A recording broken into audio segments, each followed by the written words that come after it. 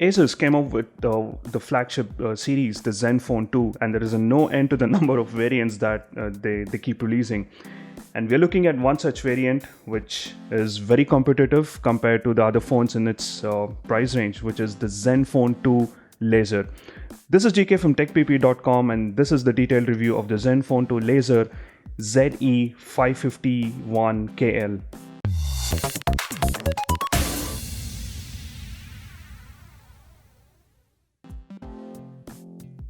So let's go ahead. This phone comes with a 5.5-inch IPS LCD screen and comes with a Gorilla Glass 4 protection. And in terms of the design aspects, it maintains the same tone as the original ZenFone 2, but there are a couple of changes. One, this gets rid of this very slippery back that we saw in the previous variant. It comes with a matte finish, less slippery, and the couple more changes like the laser autofocus. This is the key selling proposition of the phone. This also comes with a 13 megapixel camera with a dual tone LED flash, and of course the volume rockers come at the back as compared to the sides which come in the other phones. We also have the speaker grill at the bottom here, and there would be no buttons on the sides. So up top we have the power rocker along with the 3.5mm jack, and we have the 3 capacitive buttons sitting down here that are not backlit, and the trademark Zen shiny part that comes here, which gives it a very good appealing look. We also have the 5 megapixel camera at the top here and the proximity sensors. So under the hood, this is powered by a Snapdragon 410 64-bit processor, and which is a quad-core processor, and also 2 gigs of RAM along with that. And we have the dual SIM ability here, and both the SIMs will support for the 4G enabled SIMs. The one that we have here is a 16 gig internal memory variant, and you can also expand it up to 34 gigs of external memory via a micro SD, and we have the slot here. And one of the good things that this phone has is the 3000 mAh battery here, and that can be removable. Yeah, this is one of the things that will really make the user happy in the phones coming of late. The back cover, well, though it is thin, looks to be strong enough. You will be able to remove it often, but still you don't have to be really careful, because the ones that we've seen on phones like the Euphoria, the Yureka, and all of those were really thin, and you had to be extra careful if you had to see to it that it doesn't break off.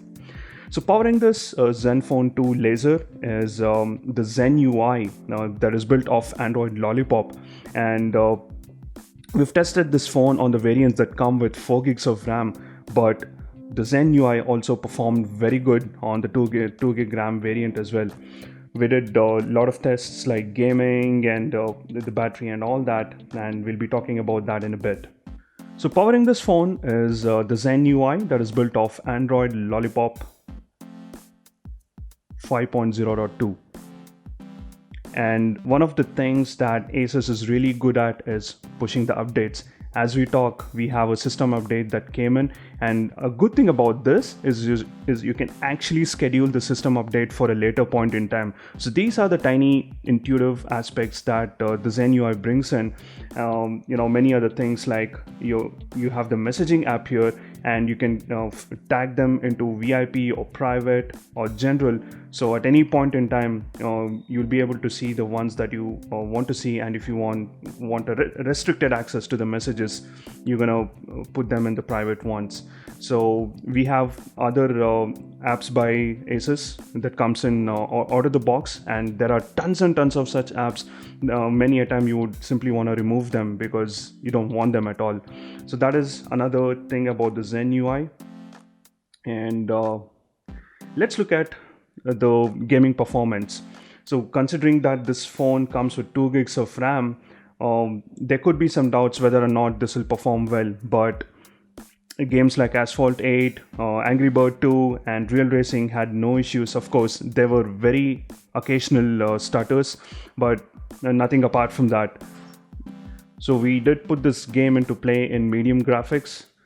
When played at the higher end, the graphic mode, it did struggle a bit at the beginning, or whenever there was a crash, or when the graphics became intensive, it did freeze for a second or two. But no such problems in the medium mode.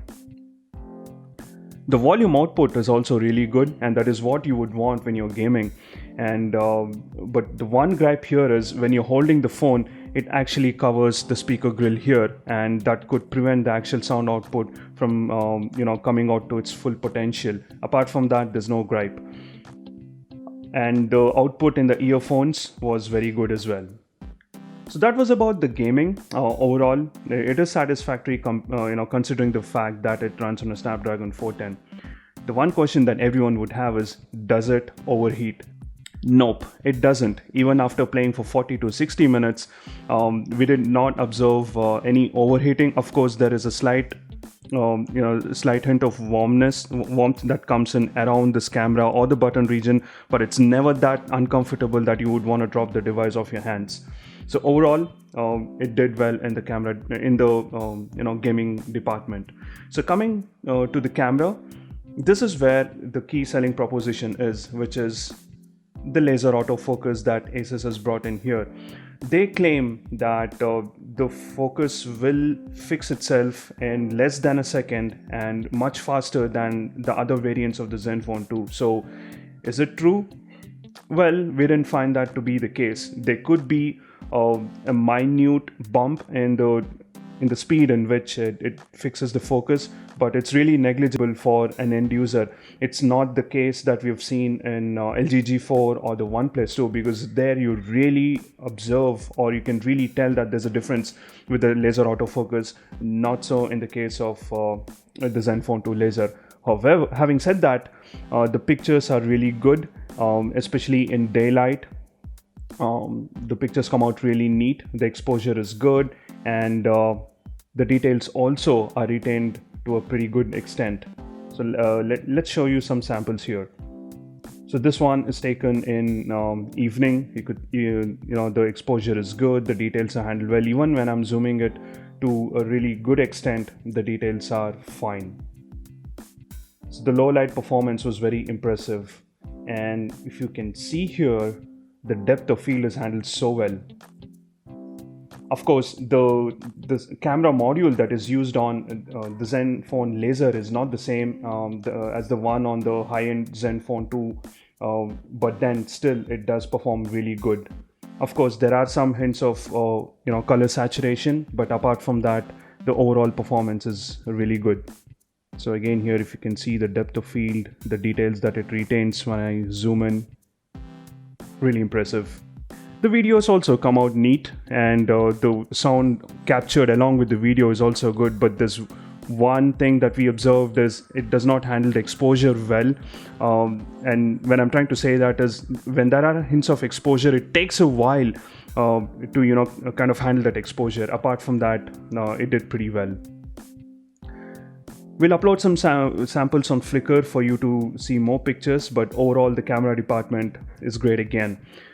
Of course, the user interface of the camera is simple again. You just have the camera button here, tap on it, it starts clicking, and you tap on the 4 squares here, it gives you a range of options, just like the ones that we've seen on the Samsung phones. You have the manual mode, the HDR, the beautification, the panorama, and things like that. So overall, it's a comprehensive list of options that you have for the camera. So overall, it's impressive. Coming next to the battery performance, well, this again managed to impress us. You can get anywhere between 4.5 to 6 hours of screen on time, depending on you being on the 4G or the 3G or the Wi-Fi, but you will never ever find yourself scrambling around for a power bank or trying to top up the battery in the middle of the day. So overall, you'll be really satisfied when it comes to the battery performance.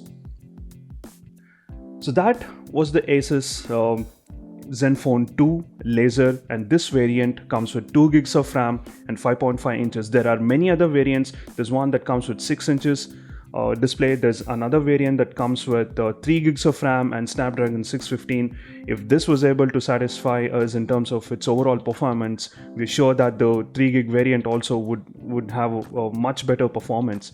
Now, coming to the price, this comes at $9,999. So when you look at the specs, when you look at the price, this has a slight edge when compared to its nearest competitor, which is the Moto G third generation that comes at $12,999. But then the Moto G3 comes with a stock Android, which is much fluid compared to the Zen UI, and also comes with a handy screen, and that has the IPX7 certification, where you can take the phone out in the rain and things like that. So it really boils down to your personal preferences. Either of the phones, you're not going to go wrong. So this again is highly recommended if you're looking at the 5.5-inch screen and price is really lucrative for you.